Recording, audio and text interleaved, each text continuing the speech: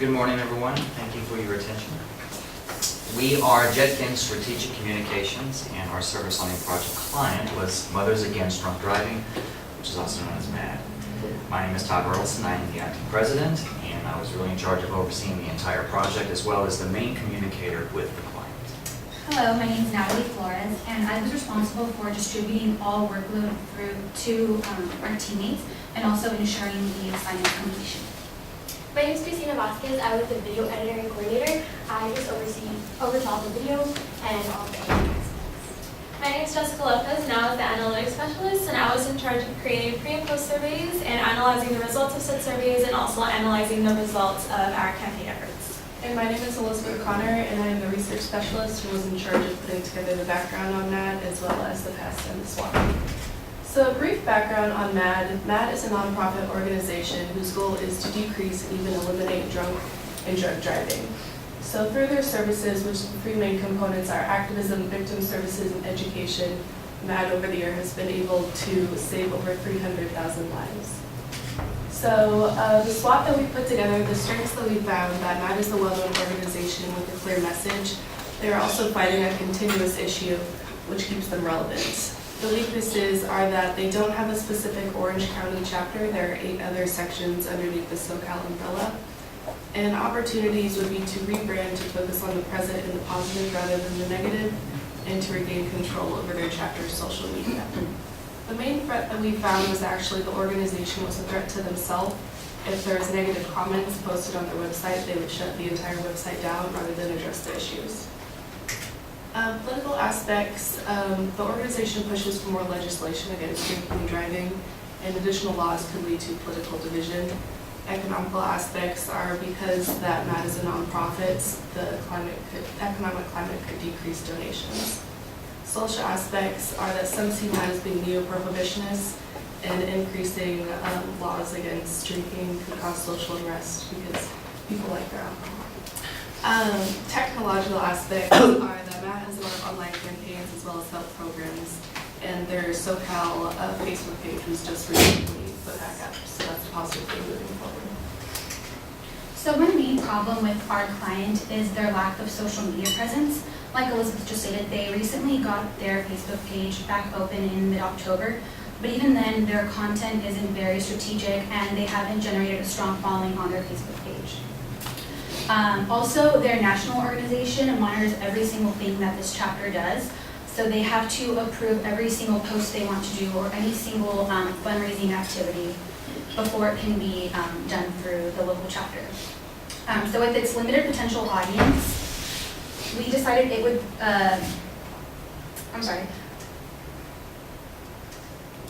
So with the limited potential audience, MAD relies heavily on its mailing list for all donations. In particular, the Year End of Appeal fundraiser. And what this fundraiser is it's an annual fundraiser that incorporates a double-sided letter, and the letter is distributed to homes of Southern California residents that are on the mailing list, and it is also emailed to newsletter alert subscribers. Last year in 2016, the fundraiser raised $9,000 in donations. Unfortunately, this year, we lost an audience and the budget does not allow for the letter to be emailed to homes, which means we are only allowed to send this fundraiser through email. So for our key publics, we decided to target the mailing list. Unfortunately, the Southern California chapter has a really large mailing list and it's made up of 25,492 Southern California residents. So we thought it would be a really good idea to incorporate the fundraiser and incorporate a video, which we thought would really help drive donations since we lost a really large audience. For our secondary audience, we decided to focus on Southern California residents. And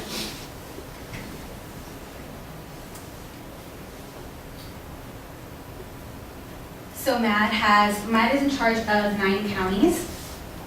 And through, like I said earlier, the fundraiser is for the primary audience. For the secondary audience, we really wanted to increase awareness of the client. And so the Los Angeles Daily News says that if a nonprofit wants to increase donations, they really have to emphasize the importance of charitable giving to their organization. And so through pre and post-op surveys, we aim to increase the awareness of MAD SoCal and also emphasize why it's important to donate to MAD.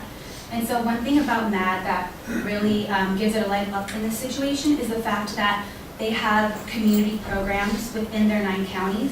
And what they do is they service victims who lost a loved one in a tragic drunk driving crash. And they also provide education programs to schools, to communities, and even to parents in order to ensure and prevent that no one is drinking and driving and no one is killed from this preventable issue. Okay, the goal of our campaign was to ensure that the year-end of appeal letter generated an increase of awareness regarding MAD and its services, specifically to Southern California residents. Now, some of those services were helping survivors survive, in that they help with court appearances, they work as a direct liaisons with the law enforcement and prosecutors, as well as the probation department. They have resources that help with financial aid and housing, and of course they're there for emotional support too. Part of their programs included Power of the Youth, which was an educational tool generated towards the youth that would help them fight against peer pressure, like with drinking or doing drugs. On the synonym side of that, there was Power of the Parents, and what that did was it educated the parents on how they could be a greater influence to their teens specifically. So our key messages, we had 2. The first one is that Mothers Against Drinking and Driving, also known as MAD, is a nonprofit organization that strives to stop drinking and driving, to prevent underage drinking, and also to provide or create stricter laws that govern impaired drivers. Now, obviously, that would include illegal drugs, or driving under influence of illegal drugs, as well as prescription drugs. The second key message is that MAD endeavors for a No More Victims campaign, and they use that by doing Eliminate Drinking and Driving. And they also, through commitment and educating the community, they're here to show that they are here to help survivors survive. So our first objective was to increase the amount of donations generated from the year-end appeal letter from 2016 by 5% in 2017.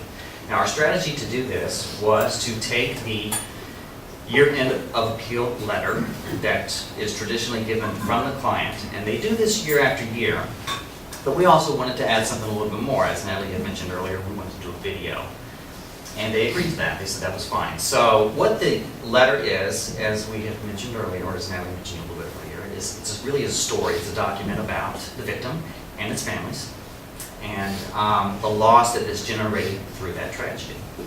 On the other side of the flyer, there is a, it talks about the services, the programs and stuff that MAD offers to the community.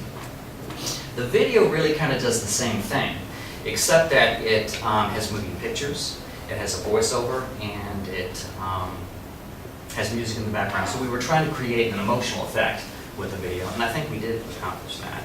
We were able to execute both of those. The client did agree to that, and so that was good. The letter and the video did go out to their newsletter subscribers, which was over 25,000. So the tactics that we use, obviously, was to use the letter and to use the video, and it went through an email blast. The client did confirm to us that the email blast did go out to over 25,000 subscribers. The tools that were used for this were obviously the email itself, the letter, and the video. Our second objective was to raise awareness of MAD's Southern California chapter by generating 500 views of our video on YouTube by the end of November 2017. Now, the strategy in order to do this was to create and post our video on YouTube, and then we wanted to have a way of measuring that. So we also created a pre and post survey. And through that, we were able to measure what kind of effect that the views of our video on YouTube were able to do. So the tactics for the second part was obviously to conduct the video, but also to conduct the pre and post survey so that we could measure the awareness. The tools that were used were Quadrix, Snapchat, Facebook, Twitter, and obviously YouTube. So for our budget with this organization, we actually didn't receive it from our client. So our actual budget is just our labor, but we did it pro bono, so that would be the number if it was billable. A lot of our time was allotted to client meetings. We spent about 2 hours in each meeting with our client, and we spent 4 to 6 meetings with them. So that came to a total of around 30 hours that we used with them. Next, around 34 hours were used directly for our video and to do the letter of appeal, which was a more visually appealing flyer and edits of the video. And then around 28 hours were used with team meetings, really measuring our success, monitoring everything, and evaluating. So our proposed budget, we would have liked to add in a video editor, which they range around $40 per hour, and we decided that 10 hours of that video would have been solely for the video editor, and that would have ran about $400 for our video. Next, we would have liked, if we had access to their social media, we would have liked to use Bitly, which is the social media monitoring application. Our video was released in November, so we wanted to use the month of November to really monitor who our demographics were, who was watching our video, and that ranges around $995 for a month access of that. Lastly, we were going to turn to traditional media by using flyers. We were going to print 300 pieces at around $180. So in total, our proposed budget would have been about $1,500 for the organization. So our timeline, the beginning months of September were usually just spent emailing our client back and forth. We had to solidify a date to meet with them, so that was September 11th. And on that day, we met with everybody, and we were really excited, and they were kind of asking us what we could do for them. And we decided on doing a Day of the Dead event that was going to be hosted here at CSUF. It was going to be on November 1st, and it was dedicated to the victims of the car crashes. We were really excited. We typed up our letter of approval, sent it out to them a week later, and we got it back and it was denied. It said that it wasn't approved by National because it was a little too negative, and they wanted to focus on the positivity of MAD organization and the services they provided. So we met with them again in the first week of October. It was October 2nd, and we rediscussed kind of everything, and then we talked about they really wanted us to focus on the video and the letter of appeal, which was sent out, like John mentioned before, at the end of every year. So a couple weeks into that, it was around mid-October, week 6, was where we really decided to focus on the video, and we really had to dedicate a lot of time working on that. We met with our client afterwards, week 7, to show him the first edit of the video. He said that he would get back to us, and it took him about a week to get back with edits of our video, and we had to edit our video 3 times and the flyer 3 times also to make sure that our client was happy with what we provided. Also during week 6, we posted our pre-survey on our social media platforms because we didn't have access to theirs. So we kind of just wanted to see what people knew about MAD, what they felt towards them, and yeah. So week 8 between week 7 and week 9 was just focused on doing those edits and finalizing the video. And then we sent it back to our client, and everything was approved. It was approved by National. And on November 6th, that's when our video release date was conducted. Our client mailed it to his mass mailing list, and he sent our flyer and a link to our video. And that day, we also posted the video on our social media platforms as well. And later that week, we conducted a post-survey to see how our effect of the video was on our general audience, and to see if anything we provided in the video, people learned about that. And then lastly, between week 9 and week 13, we were just awaiting the results of our video. We were looking at the views. We were also waiting on numbers from our client, and we wanted to see what the amount of donations we received.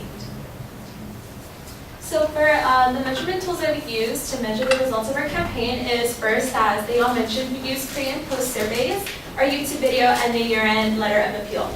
We used our pre-survey to determine the previous feelings towards MAD, and after our video was released, we did conduct a post-survey to determine if the video we released provided MAD with a more positive impact and more exposure. After the video was released, as they said, it was mentioned to the mass mailing list, and we posted it throughout our social media, and we paid very close attention to the amount of views that the video had generated. And lastly, we used the year-end letter of appeal. And what we did was we counted we analyzed the number of donations allotted from the 2016 year-end letter of appeal fundraiser and compared it to this year's fundraiser. So our anticipated results for this entire campaign was through the use of the video, we wanted to generate 500 views to the year-end of appeal video. We also wanted to increase the overall awareness of MAD through the year-end of appeal video, as we said, by conducting the pre and post surveys. And lastly, we wanted to increase donations by 5% through that fundraiser and the letter. And these are the results of our said campaign. For our first objective, we can gladly say that we did meet our goal. We wanted to increase the amount of donations by 5%. And our client projected that donations from the year-end of appeal are going to surpass $10,000 this year compared to last year's donations, which were $9,000, which would result in a 10% increase compared to our anticipated 5% increase. As for objective number 2, which was to generally raise awareness for MAD, unfortunately, we did not meet this objective. One good thing that did come out of this is that MAD was very concerned with the way the audience that they're targeting viewed them. Through our research, we did find that MAD is viewed very negatively, as mentioned earlier, viewed as neo-prohibitionists, viewed as having just negative outlets. But through our surveys that we conducted, both pre and post, actually 0% of those who took our survey had any negative response to say about MAD, and about 43% were mostly positive. And according to our survey, unfortunately, most people have heard through MAD through either through different means that were not our video. And as we mentioned earlier, we did post the video through our own social media sites because we were not allowed access to theirs. It was posted on their Facebook, but again, they were not very active on how they were posting that, so we did not meet that part of it. And sadly, we really wanted to reach 500 views on our YouTube video, but unfortunately, our video only received 162 views total, despite our constant efforts to post it throughout our entire social media, our personal ones, and despite the fact that it was sent out to a 25,000 mailing list. And here is the year-end of appeal video.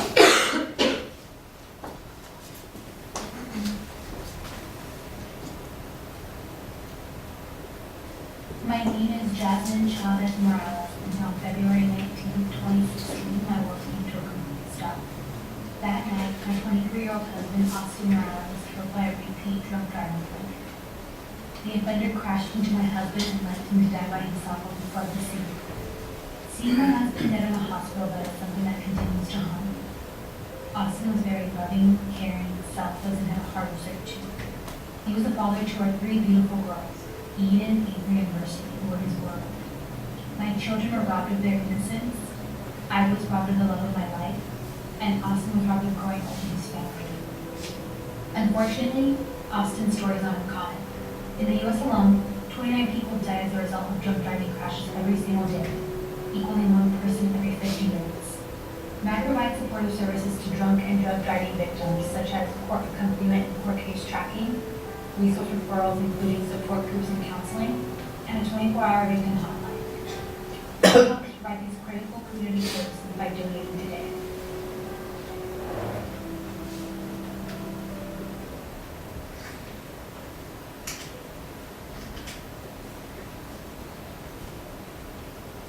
And then this is our year-end letter of appeal flyer. The front side contains the whole story of the victim that they selected this year, which is Austin Morales.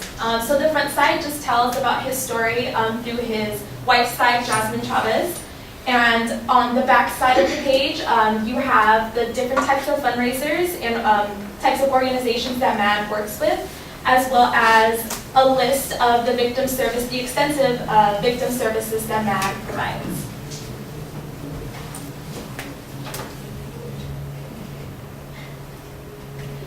Now, through our campaign, we did face quite a few challenges.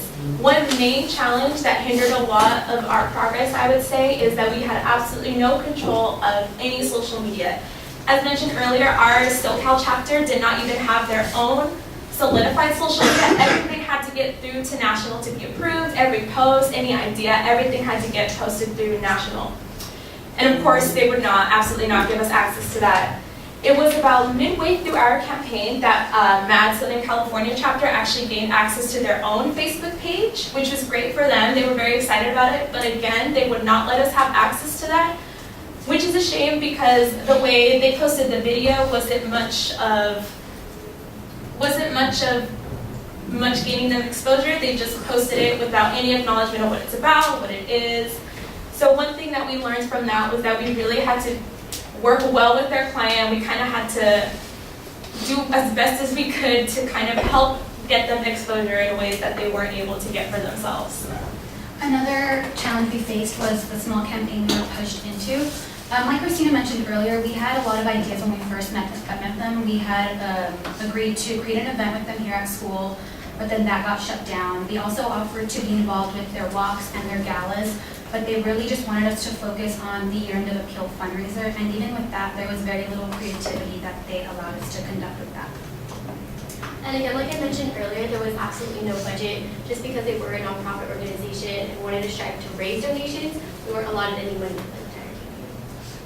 There was also continued difficulty with communication. It took us a little while to first make initial contact, and when we did, it was with the CEO. She quickly passed us off to a secondary person, which was fine, but we got to see that it was having a hard time communicating with them effectively. When we would reach out to this new guy, sometimes it would take him 1, 2, even 3 days to get back to our emails or our phone calls.